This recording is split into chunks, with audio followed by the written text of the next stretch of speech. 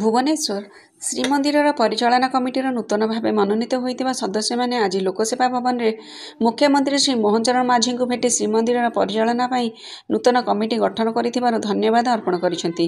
ପରିଚାଳନା କମିଟିର ସଦସ୍ୟମାନେ ମୁଖ୍ୟମନ୍ତ୍ରୀଙ୍କ ସହିତ ମନ୍ଦିର ନୀତିକାନ୍ତି ପର୍ବପର୍ବାଣୀ କିପରି ଶୃଙ୍ଖଳିତ ଭାବେ ପାଳିତ ହେବ ଏବଂ ପୁରୀ ସହରରେ ବିକାଶ କିପରି ତ୍ୱରାନ୍ୱିତ ହେବ ସେ ସମ୍ପର୍କରେ ଆଲୋଚନା କରିଥିଲେ। ମହାପ୍ରଭୁଙ୍କ ସେବା ଓ ମନ୍ଦିର ବିକାଶ କାମରେ ସରକାରଙ୍କ ପକ୍ଷରୁ ସମସ୍ତ ସହଯୋଗ ଜାରି ରହିବ ବୋଲି ମୁଖ୍ୟମନ୍ତ୍ରୀ ପରିଚାଳନା କମିଟି ସଦସ୍ୟମାନଙ୍କୁ କହିଥିଲେ।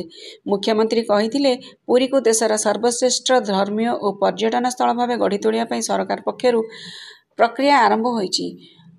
ଭକ୍ତ ଓ ପର୍ଯ୍ୟଟକଙ୍କ ପାଇଁ ପୁରୀ ସହରରେ ଅନେକ ସୁବିଧା ଉପଲବ୍ଧ କରାଯିବ। ପରିଚାଳନା କମିଟିର ସଦସ୍ୟ ଶ୍ରୀ କୃଷ୍ଣଚନ୍ଦ୍ର ସାମନ୍ତରାୟ, ସୁଆର ମହାସଭା, ଶ୍ରୀ ରଘୁବୀର ଦାସ ମଠାଧୀଶ, ଶ୍ରୀ ରାମନାରାୟଣ ଗୋଛିକାର ପ୍ରତିହାରୀ ନିଯୋଗ, ଶ୍ରୀ ମଧୁସୂଦନ ସିଂହାରୀ ପୁଷ୍ପାଳକ ନିଯୋଗ ଏବଂ ଶ୍ରୀ ଜଗନ୍ନାଥ ପୂଜା ପଣ୍ଡା ପ୍ରମୁଖ ମୁଖ୍ୟମନ୍ତ୍ରୀଙ୍କୁ ଭେଟିଥିଲେ। ସମୃଦ୍ଧ ଓଡ଼ିଶାରୁ ରଜତ ମହାପାତ୍ର।